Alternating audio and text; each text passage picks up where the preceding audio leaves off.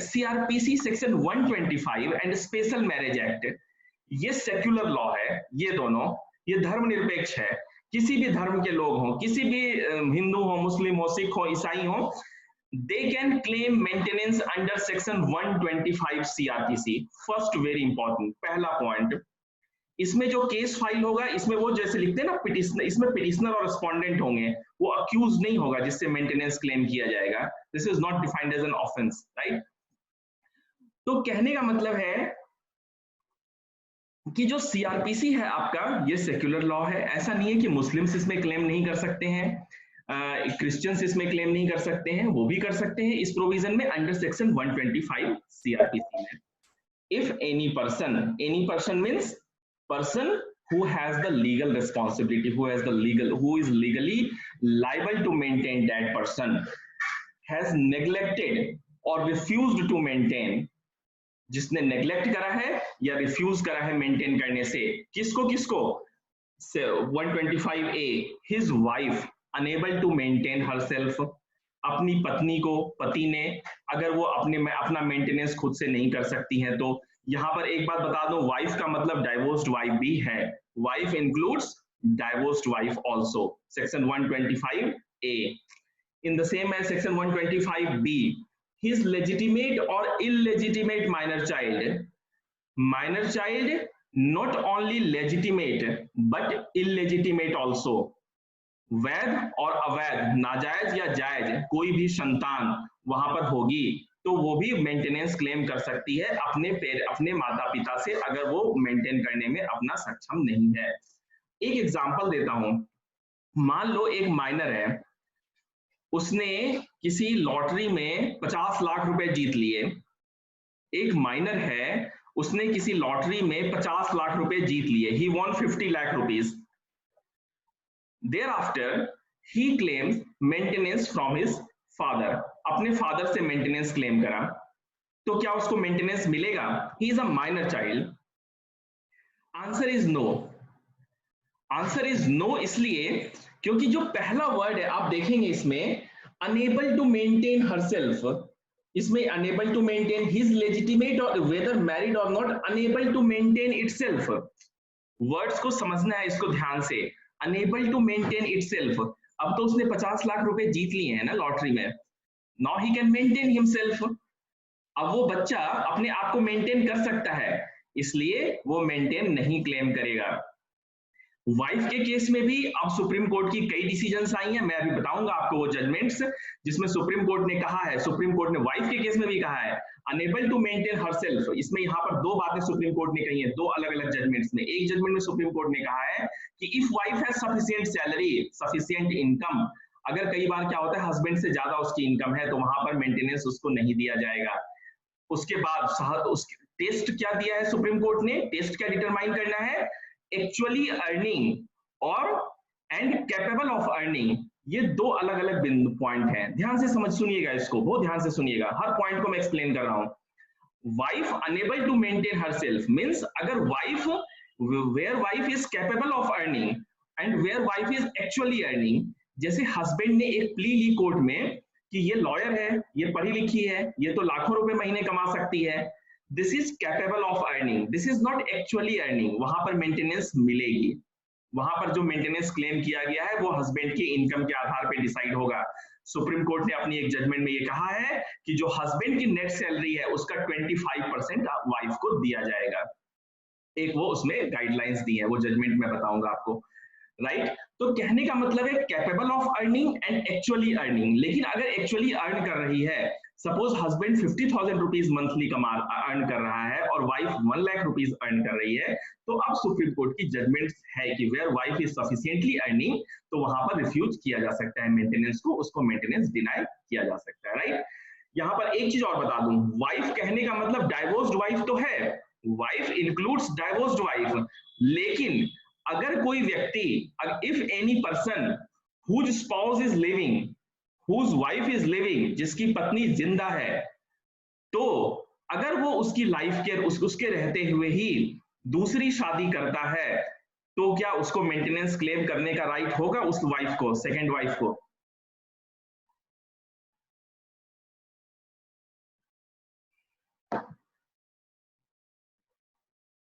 Answer is no, क्योंकि bigamy offence है India में।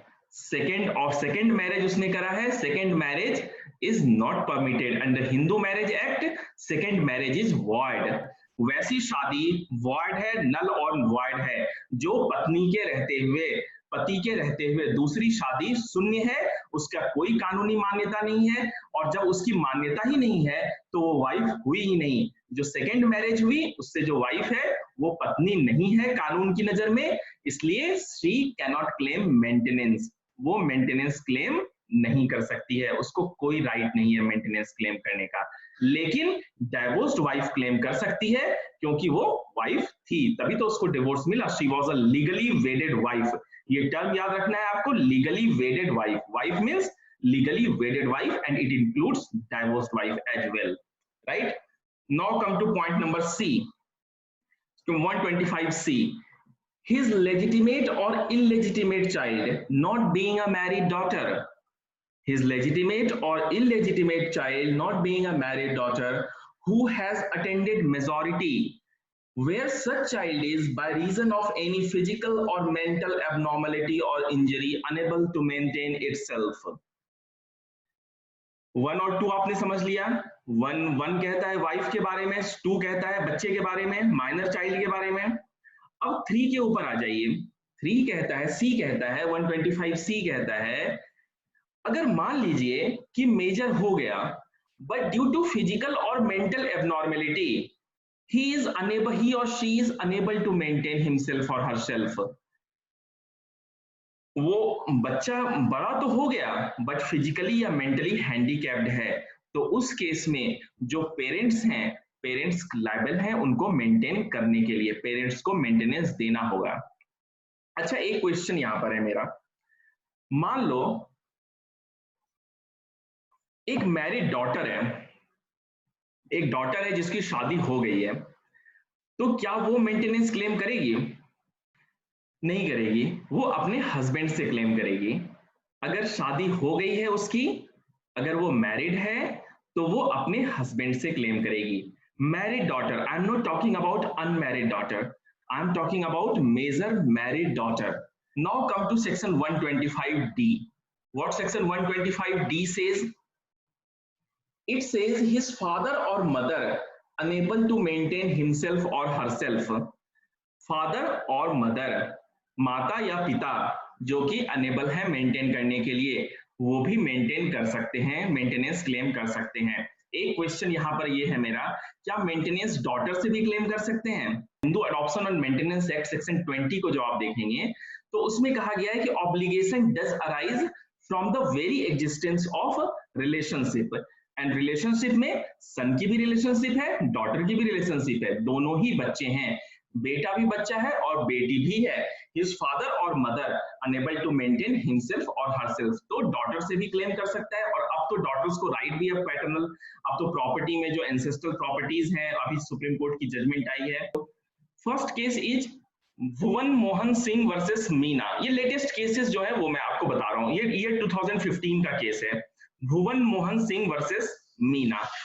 In this case, what Supreme Court has laid down that maintenance of wife does not mean her animal existence.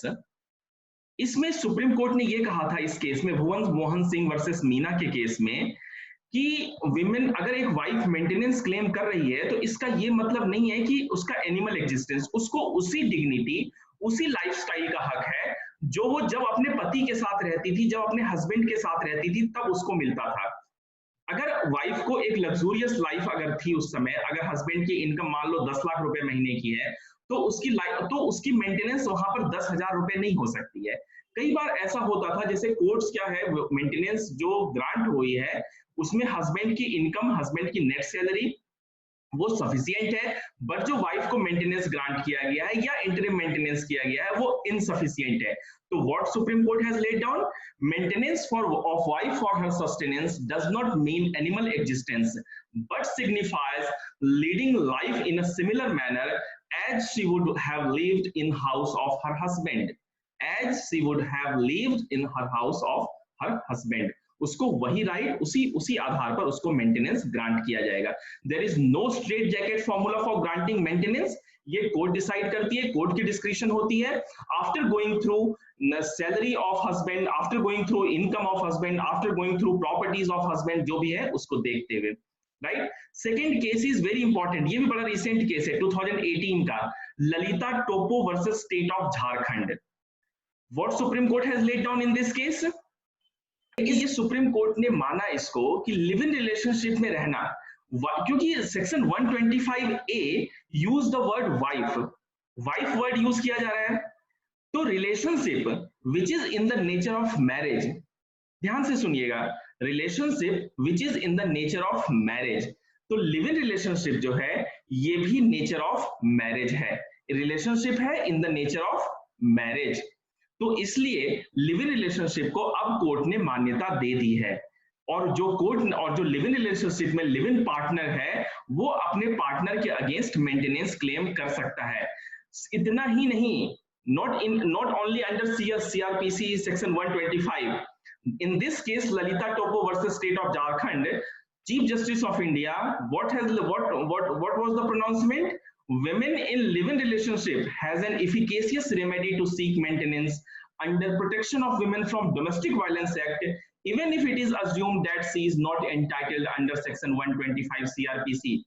इसमें supreme court की जो सबसे latest finding है वो 2018 की ये है इस पॉइंट के ऊपर, Lalita Toppo versus state of Jharkhand, कि अगर ये एज्यूम भी कर लें कि सीआरपीसी सेक्शन 125 में मेंटेनेंस क्लेम नहीं कर सकती है, even then she can claim maintenance under Protection of Women from Domestic Violence Act 2005, just note it down, this is very important।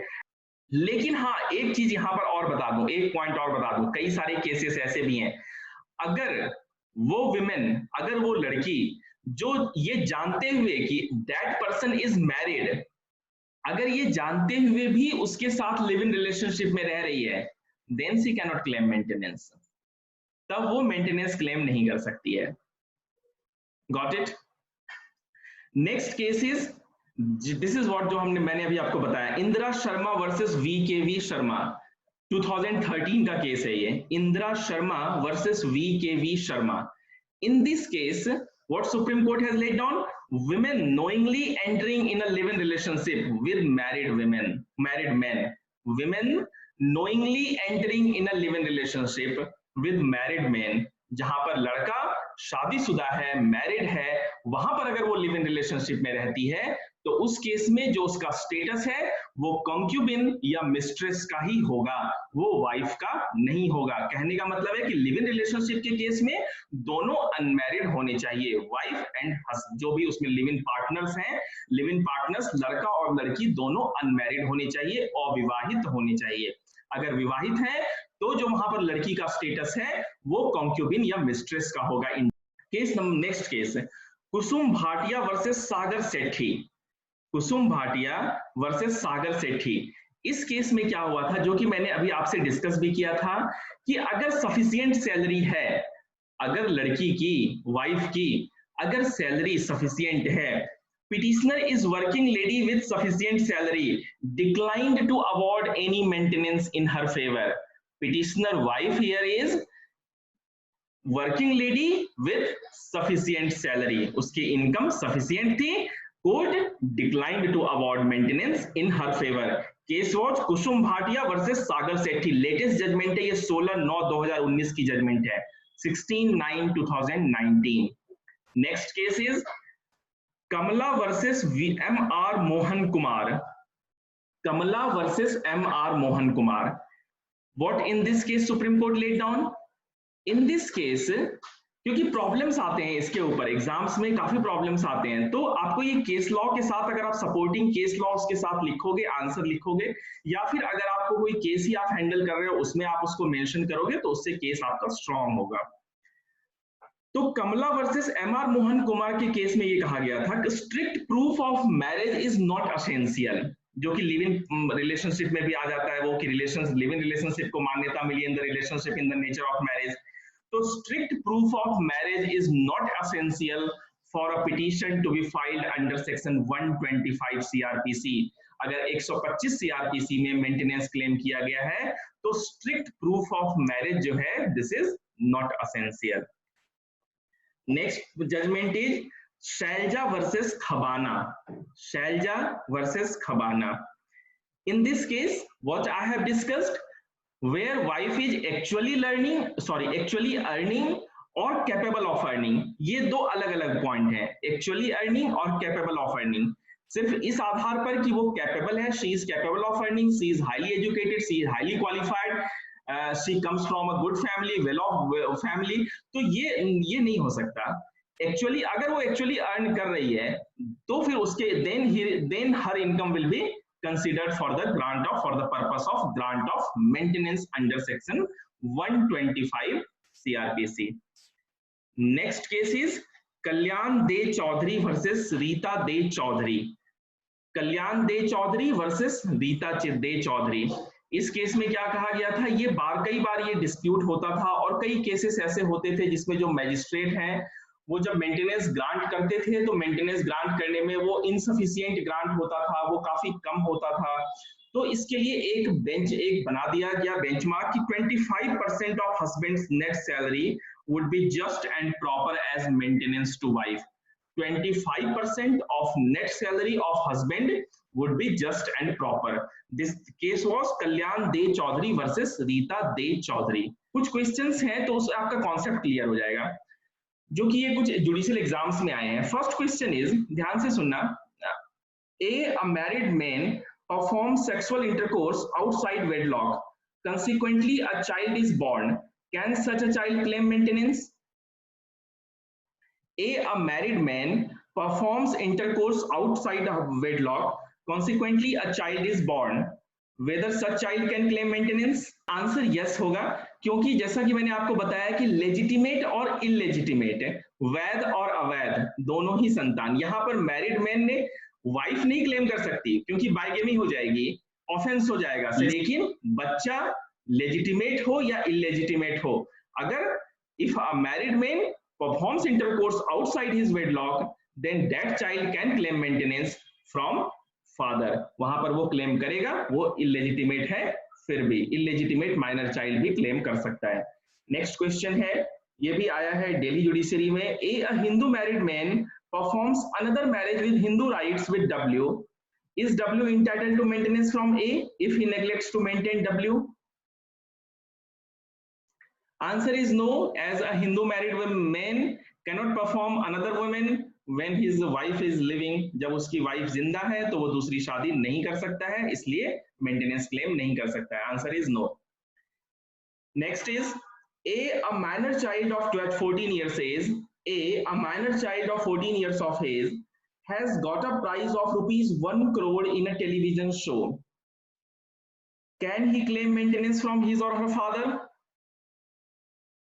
No, yes, क्योंकि अभी मैंने बताया कि वो अनेबल टू मेंटेन हिमसेल्फ और हरसेल्फ का फॉर्मूला है, right. Next question is whether a person can be ordered to pay maintenance to an adult son who is physically disabled and unable to maintain himself or herself।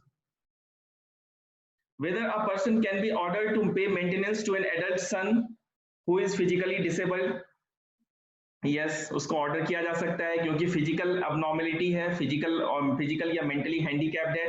ये questions मैं इसलिए discuss करता हूं कि जो important points होते हैं उनमें क्वेश्चंस से आपका कॉन्सेप्ट क्लियर हो जाएगा। Next question is a married major daughter is unable to maintain herself due to her mental abnormality, is she entitled to be maintained by her father? Major married daughter is not entitled to get maintenance।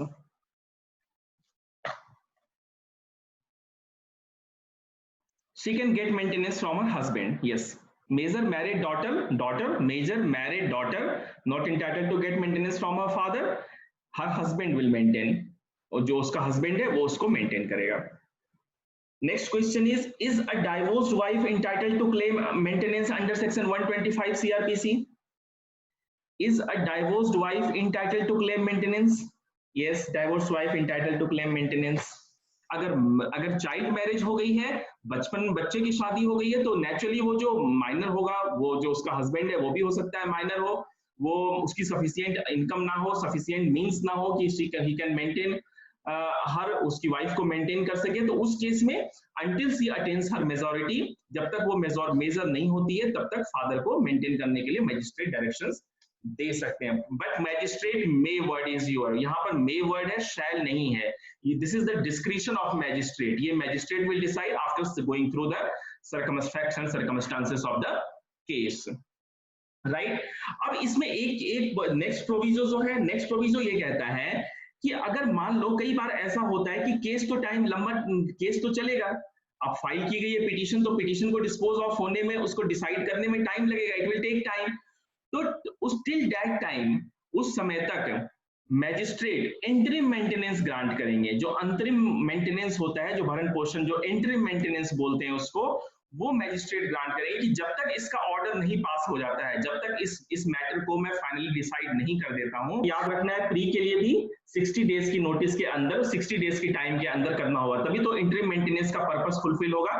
And court will decide कि ये कब से grant करेंगे, from the date of application grant करेंगे या from the date of order grant करेंगे, क्योंकि कई बार ये क्वेश्चन भी आता है कि from which date, accrual from which date, maintenance तो ग्रांट हो गई तो किस दिन से, तो ये डेट ऑफ एप्लीकेशन से, from the filing of application, from the date of filing of petition, और from the date of order this magistrate will decide. तो कहने का मतलब है कि जो भी मंथली अलावेंसेस के लिए, एंटरिम मेंटेनेंस के लिए जो भी पिटीशंस आई हैं, एंटरिम मेंटेनेंस क्लेम किया गया है या एक्सपेंसेस के लिए, उसको मैजिस्ट्रेट 60 दिनों के अंदर, 60 डेज के अंदर, after giving notice to other party, वो वहां पर उसको डिसाइड करेंगे। ओके, तो this is all for today. Tomorrow अभी हम आगे, टुमारो भी हम इसको सेक्शन 1 चैप्टर 9 को ही डिस्कस करेंगे, 125, 126, 127, 128, ये 4 सेक्शंस है, इसको हम और डिटेल में टुमारो आई विल डिस्कस।